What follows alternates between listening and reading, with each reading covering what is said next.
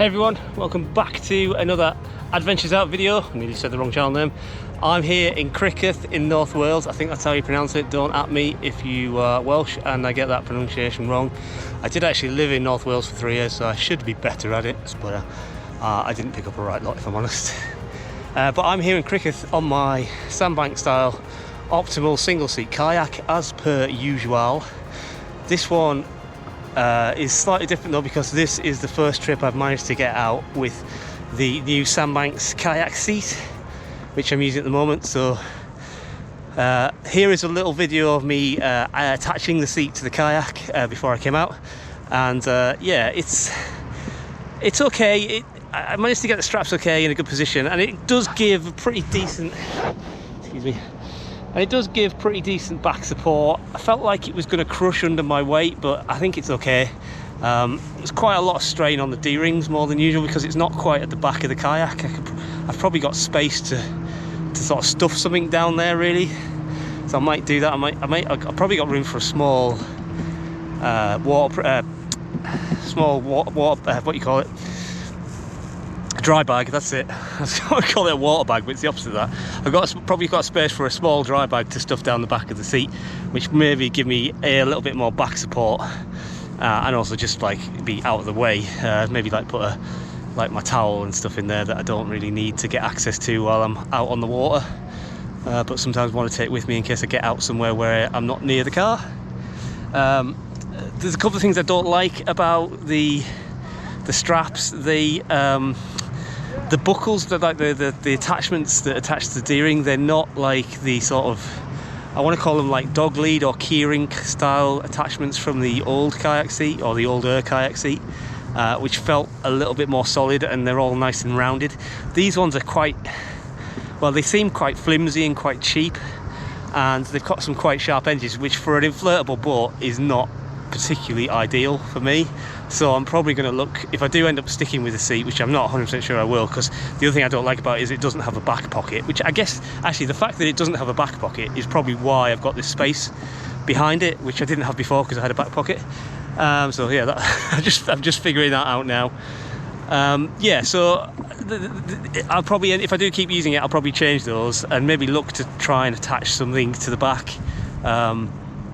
I don't know how I'll do that, but I'm sure I'll be able to put some attachment, even if I end up, I don't know, attaching to the straps themselves and strapping something across. We'll see how it goes. Well, yeah, but so far so good. I don't think it's any more comfortable than the kayak seat that I had before, which was not the really old one that came with the sort of red and light blue boats. I've got the sort of second generation seat, which is a little better than those, but still not fantastic. It's still quite thin. This one is a little thicker, but it's not as thick. It's still not as very comfortable, to be honest. So I sat in it on the grass just to see what it was like, and immediately decided I would still need my extra padding. So it's probably not a fair test, because I am still using my gel cushion thing, which gives me a little bit of extra cushioning, so I'll probably never stop using that, to be honest. Anyway, I'm going to paddle to Criccieth Castle, which is behind me, and I'll catch up with you then.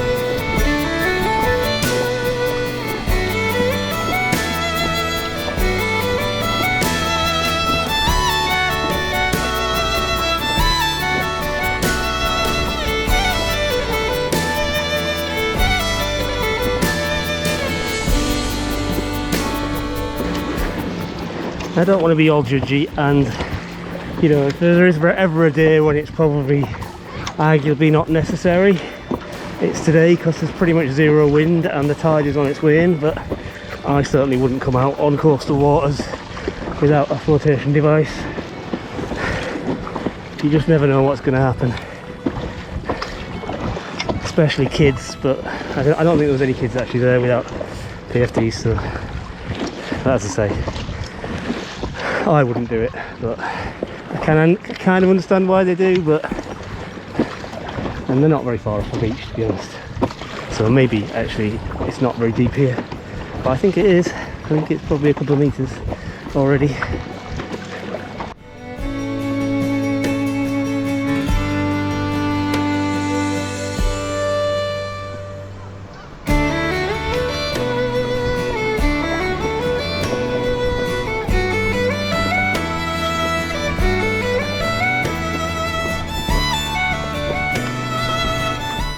I hate to see groins on the beach like this. I know why they built them, basically to stop a phenomenon called longshore drift, which is basically when sand and pebbles and stuff get washed along the beach, and sort of as they erode the beach, the sort of land one side the land where it gets eroded from gets displaced to another. So I understand what they do it, but quite often it causes more harm than good. And really, I think they should probably take them out. The sea defence wall should be enough, really. And it's just a shame that sort of these seaside towns built up around beaches, but then they try to preserve the location of the beaches with the groins. And well, one thing, they're ugly, and the other thing, they don't always work as intended.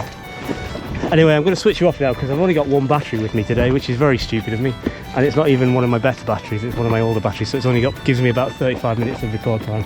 So I'm gonna switch off while I paddle around this fairly, you know, nice bay, but not a right lot to see. And then I'll come back to you when I've got something more else to say, or I'm doing something more interesting on the boat. Well, I think I've come about as far west as I'm going to go today, so that's out towards the end of the Llyn Peninsula. Again, apologies for my Welsh pronunciation.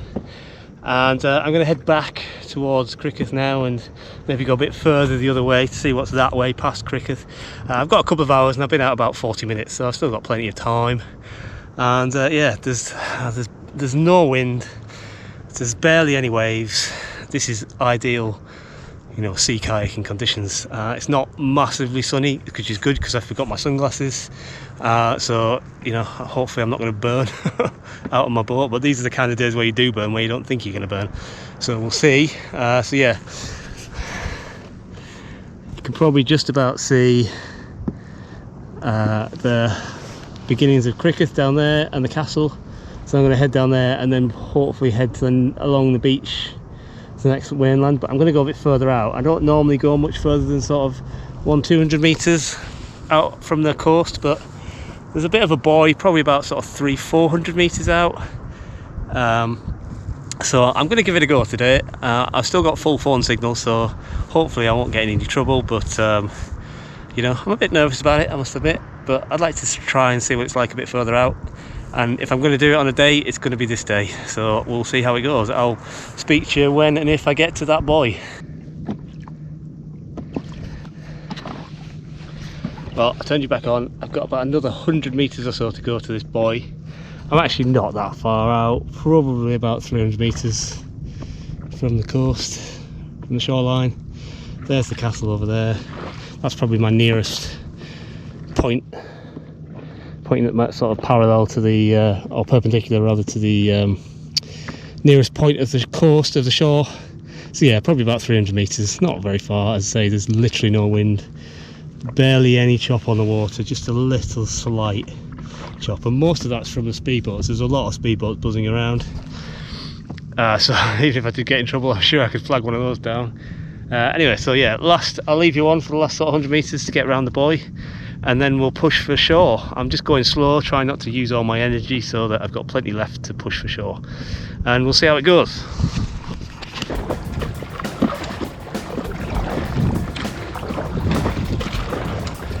I'm not going to go too close to it in case it's marking something, but probably should learn what all these different buoys and stuff mean. So I'll go around the outside of it, but I'll stay about sort of 20 meters or so away from it. And we'll go round anti-clockwise, so we'll head to the right of it and then go left. If anybody knows of sort of like a website or an app I can use to look up this kind of stuff, like what all these buoys are, you know, because it could be a shipwreck. I don't know. Oh, I think it's actually just the marking for Criccieth Harbour, maybe. It just says Criccieth on it anyway.